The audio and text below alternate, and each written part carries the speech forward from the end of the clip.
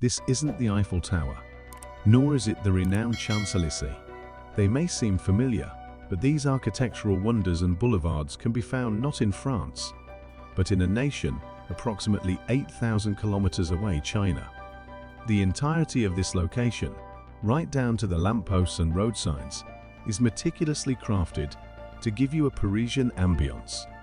Remarkably, it's not just for aesthetics people actually inhabit this place. Indeed, around 30,000 individuals dwell in this unusual city. The most bizarre aspect, however, is that a short 2-hour journey from this location will lead you to another city that bears a striking resemblance to London. Such places are scattered throughout China. You might be puzzled by this. It indeed appears odd. Sure, the United States has a replica of the Eiffel Tower too, but China is creating entire cities in this way. So what's the reason behind this? The origin traces back to one city, 9 towns, the innovative concept of former Shanghai Mayor Shen Dingru and the Shanghai Planning Commission. The objective was to alleviate urban overcrowding by encouraging residents to relocate to the suburbs. Each of these 9 towns was designed to mirror a popular Western district or city, either economically or culturally. As for why they chose to replicate Western style instead of traditional Chinese, the answer is simple: profits. These are not inexpensive imitations.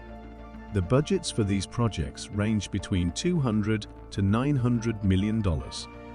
They justified this by the anticipated profits from tourism, which was expected to be the primary economic engine for these towns. At least, that was the plan. But we're getting a bit ahead of ourselves. Let's first delve deeper into what these towns truly entail. 7 out of the planned 9 towns were indeed constructed, providing prospective dwellers the opportunity to experience life in Spain, Germany, Switzerland, the Netherlands, and naturally, England, without leaving China's borders. Suppose you chose to settle in Thames Town. Here's what awaits you: a showcase of Britain's architectural gems, situated on Shanghai's periphery, in the Songjiang district. The creation of Thames Town required a hefty $330 million and 3 years of construction. The developers went to extraordinary lengths, importing even lampposts from England. Additionally, it features renowned British personalities like Sir Winston Churchill, Princess Diana, and the famous Harry Potter, immortalized as statues. Ultimately, Thames Town is designed to accommodate 10,000 inhabitants and entertain thousands of curious tourists intrigued by the peculiarities of this place. The plan seemed to work, at least initially. The unique nature of these towns garnered significant media attention, luring investors to seize this once-in-a-lifetime opportunity. Properties were bought at inflated prices in the hopes of significant future gains, which unfortunately never materialized. One uncanny observation about these duplicated landmarks and towns is the noticeable absence of crowds on the streets. It's a telltale sign that sets apart the genuine from the imitation. The majority of these expensive replicas fell short of the developers' expectations, and the reason isn't hard to guess. Convincing residents to move in was a tough sell, and the high property prices certainly didn't help. While some properties were sold in the millions, they primarily served as secondary homes for affluent families seeking to broaden their property investments. This situation created a real estate bubble where speculative buying, high expenditure, and heightened demand escalated housing prices to a point where only the ultra-rich could afford them. Often, the ultra-rich property owners don't reside in these towns, which means there's no significant contribution to their miniature economies. These are essentially clusters of houses and businesses that don't generate enduring job opportunities beyond their construction phase. Consider Luandin Newtown, a part of the original One City 9 Towns initiative, located 25 kilometers from Shanghai. It was intended to be a replica of Sweden's picturesque historic town of Sigtuna. Despite employing a Swedish architecture firm to ensure authenticity, the project faced issues. The architects overlooked the significant Chinese architectural concept of feng shui, causing buyers to demolish and modify structures to adhere to feng shui principles, leaving the town in disarray. Today, Luonden shows signs of shaking off its ghost town status due to Shanghai's population expansion, but it's yet to live up to its investment potential. These architectural imitations also stirred mixed reactions from their home countries, with some viewing it as an odd form of parody. In another example, when the Austrian town of Halstatt was replicated in Guangdong province, it was met with similar sentiments despite its striking resemblance to the original, minus the alpine landscape and UNESCO World Heritage status.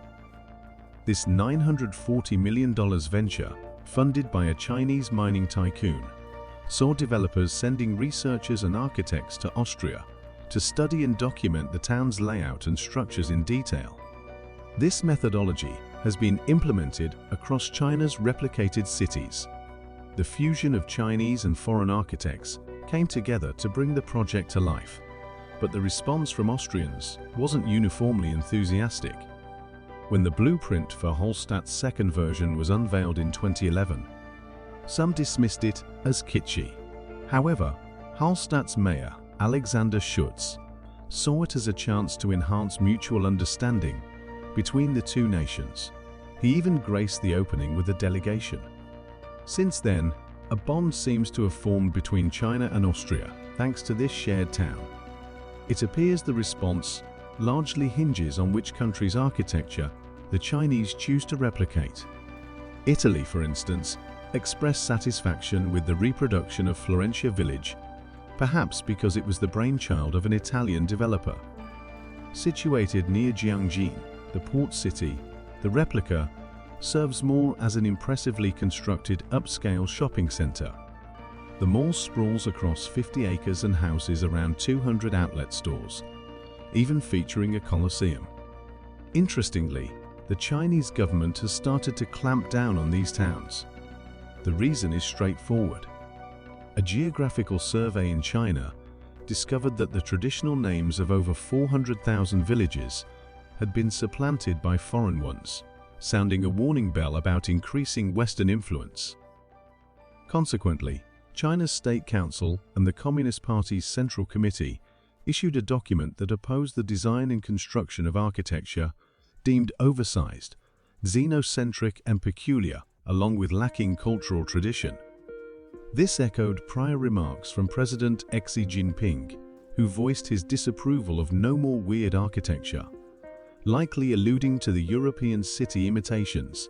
Despite the ambiguity of the term, China's government has curtailed the creation of European replicas and banned gated communities, which these imitation towns often featured.